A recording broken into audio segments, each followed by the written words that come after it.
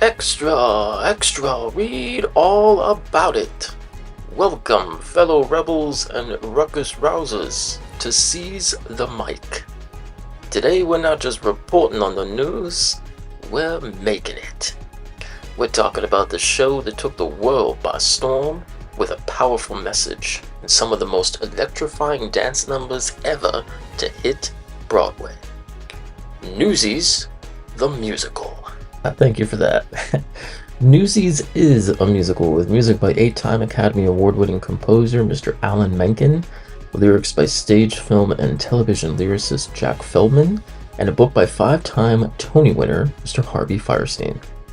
Now, based on the 1992 musical film of the same name, the story in turn was inspired by the real-life newsboy strike of 1899 in New York City.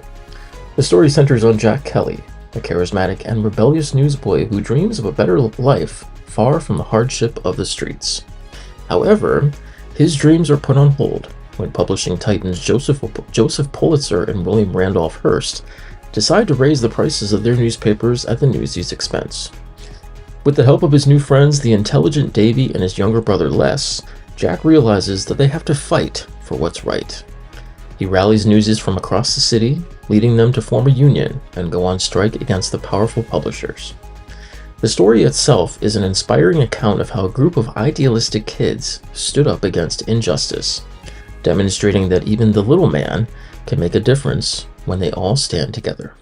Newsies had its world premiere at Paper Mill Playhouse in September of 2011, starring stage, film, and television actor most recently starring in Broadway's The Great Gatsby, Mr. Jeremy Jordan, actor and singer John Dossett, musical theater actress Cara Lindsay, British actress, singer, and dancer Helen Anker, musical theater actor Andrew Keenan Bolger, as well as stage, film, and television comedian Kevin Carolyn. Now, according to the New York Times, the Paper Mill production drew critical acclaim, opening in time to qualify for the Tony Award in a season when the Tony for Best Musical was seen as up for grabs. Newsies was already considered a likely contender for a nomination even before the show opened on Broadway. By March of 2012, Newsies would make the front page as it opened its doors at Broadway's Nederlander Theater, blowing the roof off Broadway with its immense choreography. The New York Times might have all the news that fits to print, but it's Newsies the musical that's got all the dance moves that are fit to strike. Sure, the Times has won 132 Pulitzer Prizes, but have they ever won the hearts of millions with high-kicking, paper-wielding, rebel-rousing choreography that's been imitated in every high school auditorium across America? Didn't think so. One is a notable institution of journalism. The other is a notable institution of being a total banger of a show. I think we know who the real king of New York is. Now, having played for over 1,000 performances, the Broadway cast starred pretty much the entire cast of the Paper Mill run, with the exception of musical theater actress Capathia Jenkins taking over the role of Meta Larkin for the Broadway transfer. In his review of the Broadway production, Ben Brantley of the New York Times wrote, "As choreographed by Christopher Gattelli, they keep coming at us in full speed ahead phalanxes, fortified by every step in a Broadway by the numbers dance book. Mr. Jordan is a natural star who has no trouble holding the stage, even without pirouettes. Mr. Feldman's lyrics are spot on with the melody, while the melody reminds us just how charming a composer Mr. Menken can be." In February 2017, a very special film performance of the stage musical Newsies was released. Filmed at the Pantages Theater in Hollywood, California, the original Broadway cast was brought back to make the film, and it was released onto Disney+. If you haven't seen the musical in person or it isn't touring in a city near you, I highly recommend you go and watch it on Disney+, and tell them Center Stage sent you.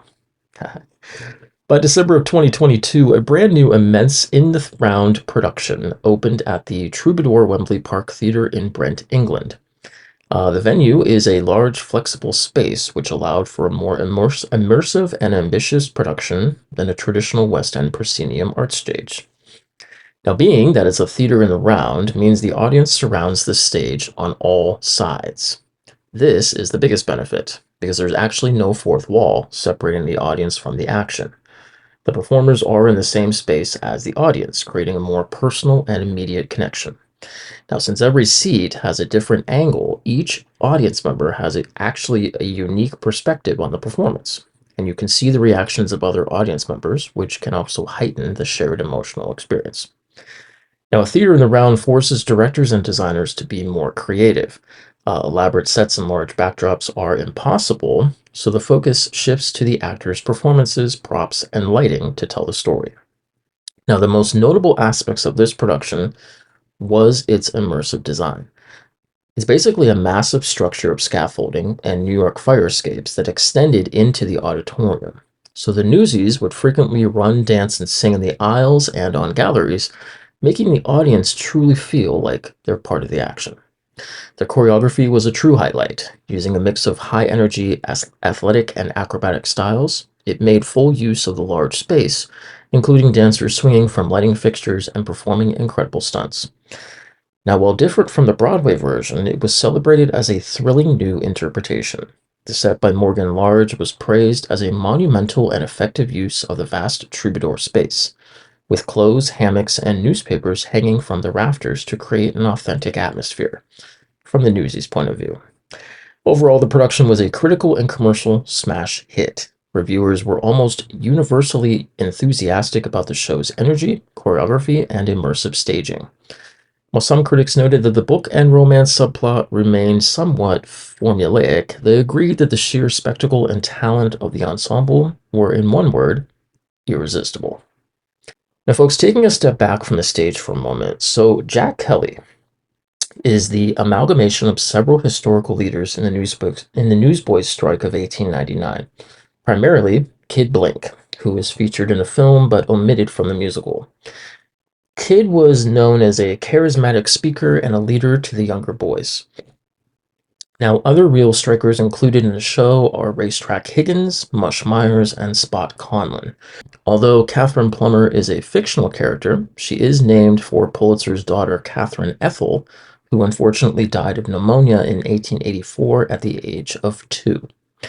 Now, many newsgirls participated in the strike as well, a fact largely ignored by both the film and the original productions of the musical. However, recent productions include more female newsy roles written in, as well as many characters who have been written as gender neutral in the script.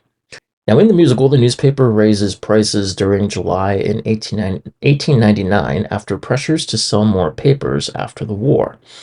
However, the price for the papers was raised from 50 cents to 60 cents, not after, but during the Spanish-American War.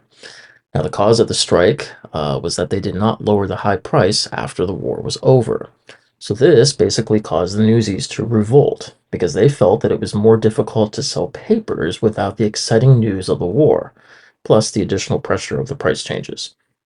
Now, at the height of the strike on July 24th of 1899, the Newsboys Union held a massive rally at the New Urban Theater, a vaudeville venue on the Bowery, which is actually a real-life street in Lower Manhattan. Now, the rally was covered in extensive detail by the New York Sun and featured speeches from each of the union's leaders. It is rumored that for a period of time during the strike, the Kid Blink actually secretly began working with Pulitzer and Hearst, which resulted in a massive riot of strikers versus scabbers, similar to Jack's near betrayal after Pulitzer promises him a full ride to Santa Fe. Now, unlike in the film, the musical follows the historical ending of the strike, where the World and the Journal agreed to buy back all of the unsold papers. The real-life Newsboys strike of 1899 was a landmark event in the history of child labor and youth-led activism. The strike itself was the most powerful display of the time, showcasing how a group of marginalized young people could stand up to powerful corporations. The strike, while not lowering the price of the papers, forced a crucial concession. The publishers agreed to buy back unsold papers, a major victory that improved the Newsboys' living conditions. Today, Newsies serves as a cultural reminder of this historic moment, celebrating the power of collective action and demonstrating that even the most disenfranchised members of society can make a difference. It's a testament to the city's history of labor movements and social justice. And with that, our news has been delivered. The story of Newsies is more than just a dance-filled delight. It's a powerful reminder that when people come together for a cause they believe in, They can truly make a real difference. I hope this episode left you feeling inspired to stand up for what's right and to never back down. You can find more of our stories and future episodes of Center Stage right here on YouTube, and be sure to rate, review, and share with your fellow Newsies. Until next time, don't just carry the banner, seize the day.